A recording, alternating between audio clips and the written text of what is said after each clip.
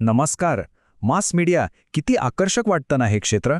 पण यात करिअर कसं करायचं, आज आपण याच रोमांचक जगाचा एक संपूर्ण रोडमॅप पाहणार आहोत. जर या क्षेत्रात येण्याचा विचार मनात असेल तर हा आढावा अगदी योग्य ठरेल.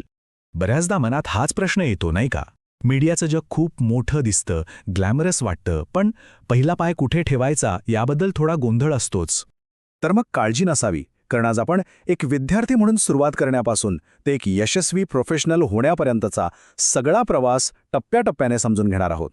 चला सुरुवात करूया. आपला आजचा प्रवास 4 महत्त्वाच्या टप्प्यांमधून जाणार आहे. सगळ्यात आधी स्टुडंट लाईफमध्ये पाया कसा मजबूत करायचा, मग करिअरची गाडी रुळावर कशी आणायची, त्यानंतर देशासाठी या क्षेत्राचं काय महत्त्व आहे ते पाहू, आणि शेवटी एक यशस्वी प्रोफेशनल बनण्यासाठी काय करायला हवं आणि काय टाळायला हवं यावरही बोल. तर पहिला आणि सगळ्यात महत्त्वाचा टप्पा तो म्हणजे शिक्षण, कारण करिअरची इमारत ह्याच पायावर उभी राहणार आहे. मास मीडियामधील पदवी अभ्यासक्रमातच आपल्याला आवश्यक ज्ञान आणि स्किल्स मिळतात. आता शिक्षणाचा विचार करताना 2 गोष्टी साहजिकच समोर येतात: वेळ आणि पैसा. तर मास मीडियामधली पदवी साधारणपणे काही वर्षांची असते, आणि खर्च तो तुम्ही कोणतं कॉलेज किंवा कोणती युनिव्हर्सिटी निवडता यावर अवलंबून असतो. त्यामुळे त्यात बराच फरक असू शकतो. चला आता पुढे जाऊया. डिग्री तर मिळाली, पण आता पुढे काय? ही पदवी प्रत्यक्षात एका ड्रीम जॉबमध्ये कशी बदलते आणि कोणकोणत्या जबरदस्त संधी आपल्यासाठी उपलब्ध होतात ते पाहूया. मास मीडियाची पदवी घेतल्यानंतर करिअरचे अनेक दरवाजे उघडतात. म्हणजे पत्रकारिता आहे, फिल्म मेकिंग आहे, पब्लिक रिलेशन्स, जाहिरात, डिजिटल मीडिया. एवढंच नाही तर इव्हेंट मॅनेजमेंटसारखी अनेक क्षेत्र तुमच्यासाठी खुली होतात. पदवीनंतर मुख्यत्वे 2 मार्ग दिसतात. एकतर एखाद्या मोठ्या कंपनीत किंवा चॅनलमध्ये नोकरी करून त्या विषयातलं स्पेशलायझेशन मिळवणं, किंवा मग दुसरा मार्ग स्वतःचं प्रोडक्शन हाऊस किंवा एजन्सी सुरू करून उद्योजक बनणं.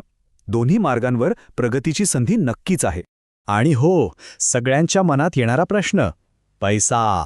तर मीडियामध्ये करिअरची सुरुवात एका चांगल्या सॅलरी पॅकेजने होते, आणि जसजसा अनुभव वाढतो तसतशी पगारातही चांगली वाढ होण्याची शक्यता असते. आता आपण फक्त वैयक्तिक करिअरचा विचार न करता जरा मोठ्या चित्राकडे पाहूया. मीडियामधलं काम हे फक्त एक जॉब नाहीये. खरं तर ते त्यापेक्षा खूप जास्त आहे. समाजावर, देशावर त्याचा मोठा प्रभाव पडतो. हे लक्षात ठेवणं खूप महत्त्वाचं आहे की मास कम्युनिकेशनमधल्या करिअरसोबत फक्त प्रसिद्धीच नाही, तर एक खूप मोठी जबाबदारी येते.